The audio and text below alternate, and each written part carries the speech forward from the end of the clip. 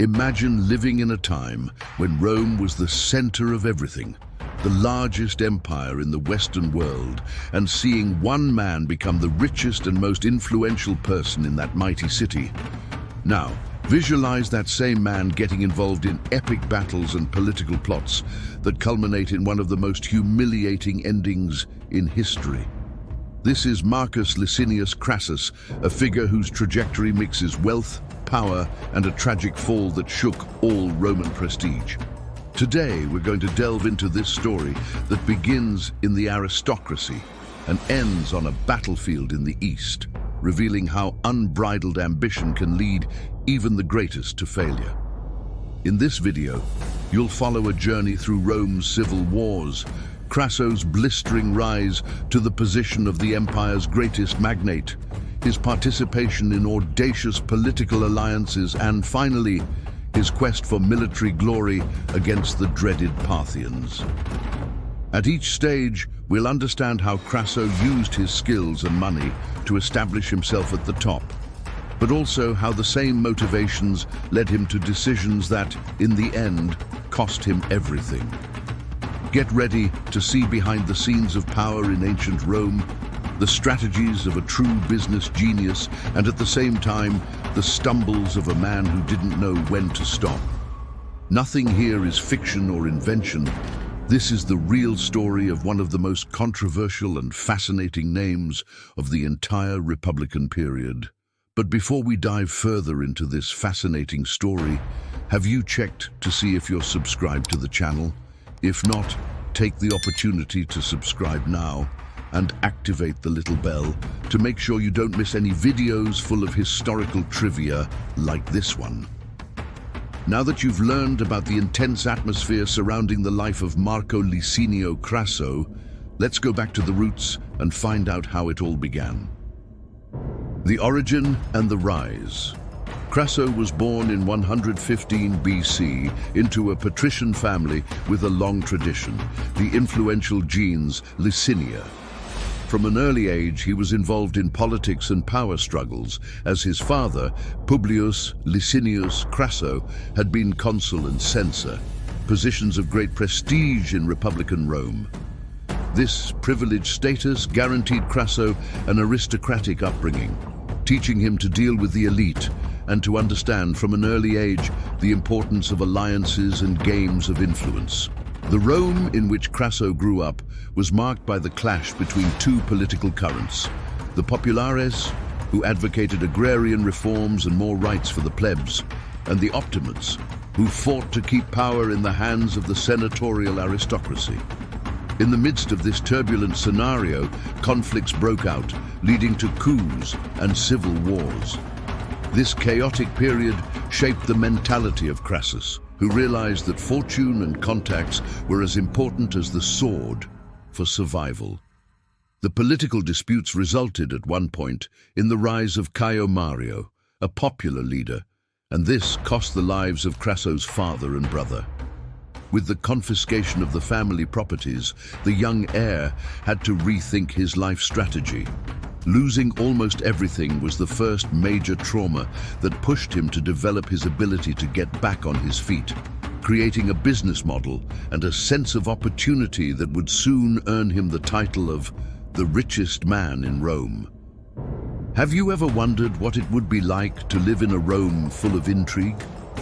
After suffering irreparable losses in Rome, Crassus seized the opportunity to seek refuge and start over elsewhere. Let's understand how Spain became the initial stage for his recovery. Refuge in Spain. After escaping from Rome to avoid the same tragic fate as his father and brother, Crassus found refuge in Hispania, present-day Spain. This region, still under Roman control, had large tracts of land, some inherited by the Licinia family and others easily traded with the locals. Once there, Crassus didn't hesitate to put his ability to form new alliances into practice, gaining the support of influential families and small military groups that were forming on the fringes of the empire. During this period, he further developed his ability to manage resources and, above all, to identify good deals. Hispania was going through a time of transition and commercial growth, which allowed Crassus to invest in rural properties and also recruit men to strengthen him politically. It was at this time that he began to build a reputation as a ruthless manager and, at the same time, a strategic man, always willing to support anyone who could provide him with future advantages. The experience in Spain not only saved Crassus from political persecution, but also changed him. Far from Rome, he was able to observe the instability of the capital from the outside and understand that he needed powerful contacts if he was ever to regain his place in the Republic. When the opportunity arose to return to the side of Lucius Cornelius Sula, Crassus was already ready to move towards the power he had so longed for, supporting one of the most feared and respected generals of his time. Did you already know this passage from Crassus' life? Let us know in the comments what surprises you most about his life so far. Back in Italy, a meeting with one of Rome's great generals will be decisive for Crassus to regain everything he has lost. Let's see how this partnership changes his destiny.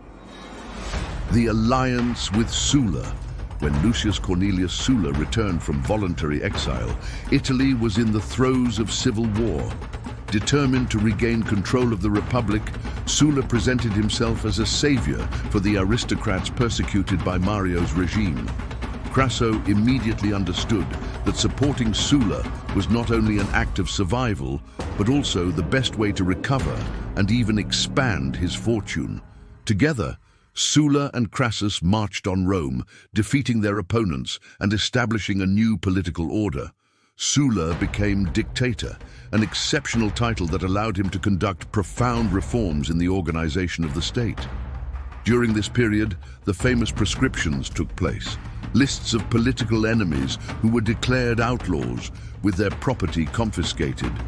Crassus saw this as a unique opportunity to buy high-value properties at derisory prices, becoming increasingly wealthy.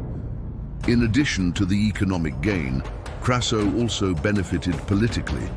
The trust that Sula placed in him made him climb several steps in the hierarchy of power. Thus, the young exile who had lost almost everything now not only recovered his inheritance, but also accumulated new possessions that made him the richest man in Rome. The consolidation of this alliance would mark the beginning of an era of prominence and influence that Crassus would exert on the direction of the Republic. Are you enjoying this story of a surprising turn of events? Then share this video with your friends and help them learn about the greatness and risks involved in Roman politics. After allying himself with Sula and amassing incalculable wealth, Crassus achieves a status that arouses both admiration and envy. The richest man in the entire Republic. But how did he achieve this feat? The richest man in Rome. Thanks to the proscriptions, Crassus was able to acquire urban and rural property at symbolic prices, establishing a network of investments that stretched across the main regions of Rome. However, one of his most notorious methods was the creation of a private fire brigade. He offered firefighting services only if the owner of the property agreed to sell the property for an extremely low price. If the owner refused, the brigade would stand by and allow everything to be consumed by flames. This business model, although cruel, shows Crassus' ability to turn crisis situations into lucrative opportunities. Every plot of land or building he acquired quickly appreciated in value, as he invested in rebuilding and then sold or rented it out at much higher prices. Before long, no other Roman citizen owned as many properties and had as much influence over the real estate market as Crassus. With all this wealth, Crassus financed infrastructure projects, public festivals and political campaigns, gaining support and favors among various layers of society. In this way, he was not only Rome's magnate, but also a respected patron, able to influence elections and important decisions within the Senate. His personal fortune would become so famous that many saw him as an economic pillar of the empire itself. Did you imagine that someone could control the fires in Rome like this? Leave a like if you were also surprised by Crassus' daring tactics. But all this wealth wasn't enough for Crassus to stand out in a society that also valued great military achievements. Now let's see how he rose to the challenge of taking on Spartacus. The General and Spartacus. In 72 BC, the slave revolt led by Spartacus shook Rome. Several legions were sent to quell the uprising, but the Romans suffered heavy defeats. In desperation, the Senate turned to Crassus, who had a reputation as a strategic leader and disciplinarian.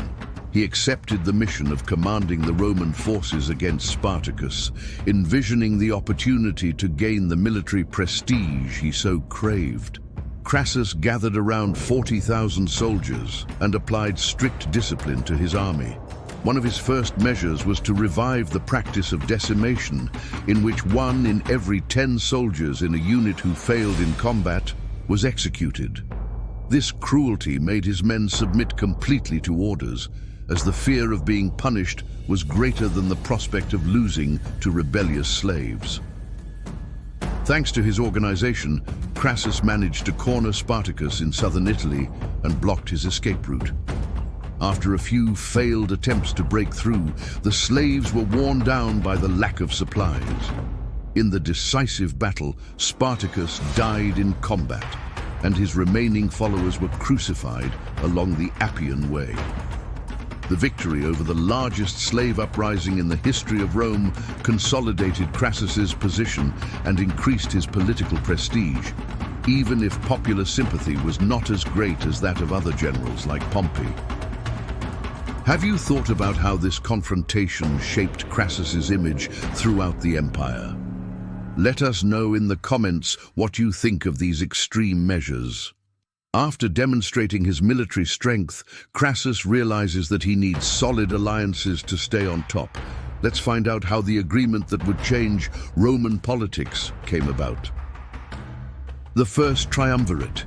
The fame of Crassus after the defeat of Spartacus bothered some leaders, but none more than Pompey, who also reaped credit for his campaign against the slaves. This growing rivalry gave rise to a third element, Julius Caesar, a young politician who was emerging with charisma and popular support. Caesar needed Crassus's money and Pompey's military backing to boost his political career, while Crassus and Pompey needed Caesar's magnetism to win over the masses. Thus was born the First Triumvirate, an informal alliance between Crassus, Pompey, and Caesar, which allowed them to dominate political decisions in Rome without the formal approval of the Senate. While Pompey consolidated his military campaigns in the Mediterranean and Caesar triumphed in Gaul, Crassus focused on ensuring the maintenance and growth of his fortune, influencing tax contracts and other lucrative areas of the eastern provinces. Even with the strength of this pact, internal tensions were inevitable. The lack of full trust between the three and their personality differences led to subtle conflicts. Crassus, for example, didn't feel properly recognized in comparison to Pompey's military achievements and Caesar's popularity. The need to prove his worth on the battlefield would lead him to make decisions that would radically change the course of his story. If you're enjoying this immersion in Roman history, have you subscribed to the channel yet? That way you won't miss any of our upcoming adventures through the ancient world. After triumphing against Spartacus, what else could drive Crassus to risk everything? It's time to understand the motivation that drove him to seek a new military feat. The ambition for military glory. As significant as the victory against Spartacus had been, many in Rome considered that defeating slaves and gladiators was not the same as facing an army of equals. Pompey had enviable military glories, while Caesar was consolidating his name in Gaul. Crassus felt he needed an even greater achievement to match his allies, and at the same time rivals, in the Triumvirate. The opportunity to seek this recognition came in the form of a campaign against the Parthian Empire, a powerful and wealthy nation that controlled vast regions to the east of Rome. Dominating them would be an immense achievement, both in terms of military prestige and the potential for plunder and new trade routes. In Crassus's eyes, this war could elevate him to the rank of great conqueror, placing him alongside Pompey and Caesar as a living legend of Rome. However, many senators and orators, such as Cicero, openly criticized the decision to face the Parthians. For them, Crassus was driven more by greed and the desire to prove himself than by Rome's real strategic interests. But the desire for glory spoke louder. With the appointment as governor of Syria, Crassus saw the perfect opportunity to begin his journey east. Can you imagine risking a war just to prove yourself? Leave a like if you also think this decision is risky and full of consequences. The decisive moment has arrived. Crassus advances against the Parthian Empire, believing in Roman superiority, but he will discover that the largest army doesn't always guarantee victory. The Battle of Carras. In 55 BC, Crassus took command of 7 legions, totaling around 50,000 soldiers, marching east to confront the Parthian king, Orodes II. Initially, Crassus relied on his numerical superiority and the legendary discipline of the Roman legions, but he underestimated both the terrain and the war tactics adopted by the Parthians. The great Parthian asset was their heavy cavalry, made up of the feared cataphracts and mounted archers capable of firing arrows even in retreat. Led by General Sula, the Parthians adopted the method of movement warfare, avoiding frontal clashes against the Roman infantry's cohesive formations and maintaining a constant rain of arrows on the enemy. Unprepared for this style of fighting, the Roman legions became easy prey. At every attempt to advance, they were shot by archers who kept out of range. Crassus' son, Publius Licinius Crassus, attempted a desperate charge with the Roman cavalry, but was surrounded and killed. Without effective leadership and adequate supplies, the Roman army was massacred. Carras became synonymous with military catastrophe for Rome and marked the downfall of Crassus. Do you want to continue following this story of a tragic turn of events? Leave a comment on what impresses you most about the Battle of Carras. Crassus' story doesn't just end with his defeat on the battlefield. Now let's discover the cruel way in which his end was sealed. Betrayal and humiliating death. After seeing his army decimated and his son killed, Crassus tried to negotiate a deal to save what was left of his troops. General Sula proposed a supposedly diplomatic meeting, but it turned out to be a trap. In the middle of the negotiations, the Parthians captured him, putting an end to Crassus' last hope of returning to Rome alive. The way in which Crassus was executed is the subject of numerous historical accounts. One of the best known, quoted by Plutarch, describes how the Parthians poured molten gold into Crassus's mouth to symbolize his excessive greed. True or not, the fact is that Crassus' humiliating death has entered the Roman imagination as the portrait of a tragedy that stems from ambition. The loss of Crassus meant not only a personal defeat, but also a blow to the Republic itself. A large part of the legions were annihilated, and Rome's name was tarnished in the eyes of its eastern enemies. The idea that the Roman army was invincible fell apart, leaving Roman society stunned and fearful of other possible setbacks on the frontiers. What shocked you most about this tragic and symbolic death? Let us know in the comments what you think of Crassus' final fate. And now, without Crassus to balance the forces, what became of Rome's politics and the First Triumvirate? Let's explore the profound consequences of this outcome. The bitter legacy. The death of Crassus destabilized the First Triumvirate as he played a balancing role between Pompey and Caesar. Without him, the rivalry between the two leaders increased, and the Republic entered an even more troubled period, marked by mutual distrust, political maneuvering, and the escalation of conflicts that would lead to new civil wars. The humiliating defeat at Carras also tarnished Rome's military reputation. However many other campaigns followed, the Parthians' feat set a precedent that showed that the legions were not invulnerable. For the Parthian Empire, this victory functioned as a symbol of prestige, reinforcing its position of power in the East. On a historical level, Crassus became a living reminder of the dangers of greed and the thirst for glory. Many came to associate him with a man who, having everything in his hands, decided to risk his economic empire and his own life to try to raise his name to an impossible level. His death became a painful lesson in how far ambition can lead. If you haven't subscribed to the channel yet, join our community now and don't miss out on more stories that have influenced the course of civilization.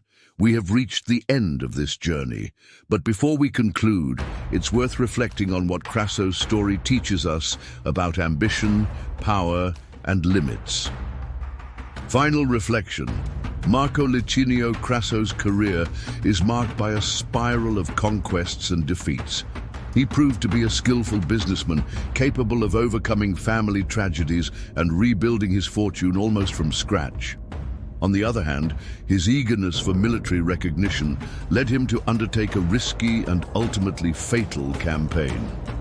His role in Roman politics was equally ambiguous, sometimes essential to maintaining aristocratic power, sometimes the target of criticism and suspicion.